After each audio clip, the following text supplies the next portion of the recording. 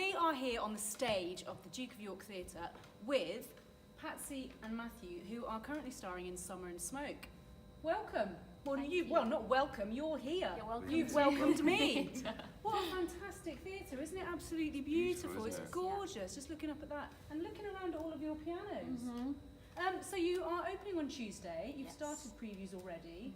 How's it going? Tell us a bit about it. You go first, Matt. It's going well. It's been lovely coming back to it. It was last time in April, is it? Yes, I think so. Early Yeah. April. So we got the band back together, and it's been great. Yeah. So it's a Tennessee Williams play, very famous, and famous for its sort of tension and it's that type of thing, isn't it? Yeah. Well, it's a play that actually people don't know that well. Okay. It's for whatever reason it's sort of been neglected, but this play has found an amazing director who's, I think, unlocked something quite special in it, and it's full of tension, but in a quiet way. Because usually I think Tennessee Williams is sort of, I don't know, it can be they're quite visceral and there's a lot of muscle, and a lot of sex, and a lot of, and that still exists, but just under the surface, which is, so you've got these like contrasting forces happening, where you feel like someone is having, for example, a kind of sexual awakening, who's trying very hard to keep it together, and so it's like 3 hours of just this sort of you can't really breathe. Yeah. And it's between you two, isn't it? So you're quite repressed, is that fair to say? Yeah. And you're not. And so just tell us a bit about that. How does that work without too many spoilers? Yeah. Well, I mean, that's the tension, is it? It's two people trying to change the other person to the way they want them to be, and neither succeeding, really. Right. Well, they are. Well, yeah, they're trying to change each other, and after every single encounter, there is a shift in the other person. But they're just they're not changing at the right time. Yeah. So it's this amazing relationship where they're utterly fascinated and, I keep saying this word, but I'm not sure if it's right, but borderline obsessed with each other. But they can't seem to agree on anything, and on top of that, the other person is unlocking something physically in them that they're very uncomfortable with, and so they freak out. So they're like, not only am I super attracted to you, but I'm terrified of you at the same time.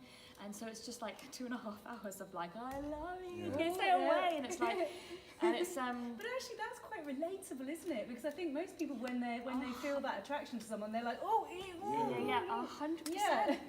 And I think with some relationships as well, I'm always scared of people because of what they make me feel about myself. Sometimes, it's those things in relationships where you just think, oh God. Or do you, or do I, that sort of push and pull between a couple. Yeah. Talk about the pianos, which are impressive, and I am going to go around and play every single one. I'm just saying that. What's their role? They just look beautiful, or are you not allowed to say? Well, no. Music has played a big part, I think, in the production from the beginning. Our director Rebecca Fretnell reminded me that I think originally every character had a theme. Yeah. It was true, wasn't brilliant. it? So, and Alma is a music teacher, and so it seemed apt that music played a big part, and they're just so. They're just so beautiful. I literally walked on stage and was like, oh, especially how they're exposed. Yeah. And they use the pianos in the non-traditional sense as well. It's very clever what they do with them.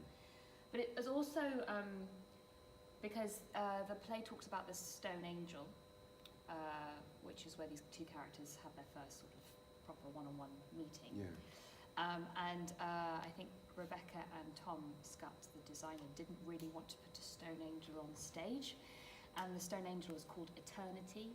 So then they started to think about how else can we portray eternity on stage, and then they started thinking about music and how music is something that makes you feel something, but you can't really touch it, and it's all.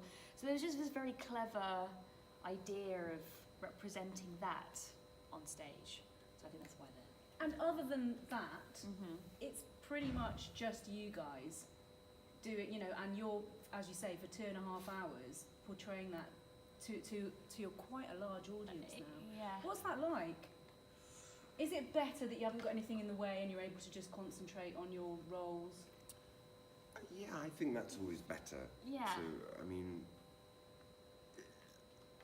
Depends. It depends. You can't hide. Because you can't hide. And I've done shows before where they had no set and I felt so vulnerable, and not necessarily in a good way, but because of like the soundscape that's created, apart from us two, we've got 6 other actors who are amazing. And we've set it, well, Rebecca's created the show that if one of them is ill, or if one doesn't quite, because they completely support the world that is created for us to then have this conversation. It's a full company piece, and every single note, every single, I don't know, bang on a piano, like every move of a chair, we depend on, and we rely on this amazing group of actors who, so even though there is no set, it feels, it's like for me, it's like the fullest world that's been created. Yeah, I don't know how. totally. I don't know how I did that, but somehow it's working out that way. And if people saw it at the Almeida, what's changed? How's it different? It's bigger. It's bigger. There are more people. Yeah. What is different? I mean, it's hard to say because it feels different doing it. It does. But that, I don't really know what that... But it doesn't feel wrong. It doesn't. Thank goodness. So yeah, I mean, the anxiety before coming into tech, I was like, what if we lose the intimacy? Yeah. Because the Almeida is so, don't know. You don't have to. What's the word like? Just Projecting. project. Yeah. Because the moment you start shouting in someone's face this close, it starts to get a little bit weird. But somehow it just hasn't. I'm not questioning it. I mean, too you're much, pretty close, aren't you, to the audience and also there? like And the it is furthest row isn't just that there, far yeah. away. It's just taller. Yeah. So we have to do a bit more like this rather than this. But I actually quite like that. No, so do I. Suddenly this idea of, because conversations that these two characters have about God or science, to do that, it feels like, oh yeah, I don't know, it just sort of... This is God and space. Makes it and things, better. yeah. Makes it better. It's better. Come It's see it, better. It's better. Come see it, it's better. Okay, apart from it being better, why should people get tickets to come and see Summer and Smoke at the Duke of York?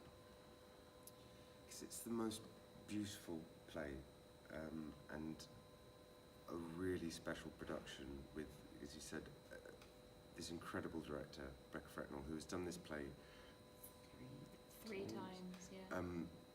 And I think, for a reason, I think she's got something on it, and she has unlocked it in this production, I think, fully.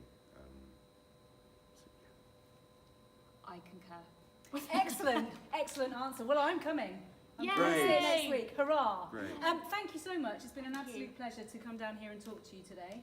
And I will look forward to seeing the show next week. Thanks, everyone. Bye. Bye.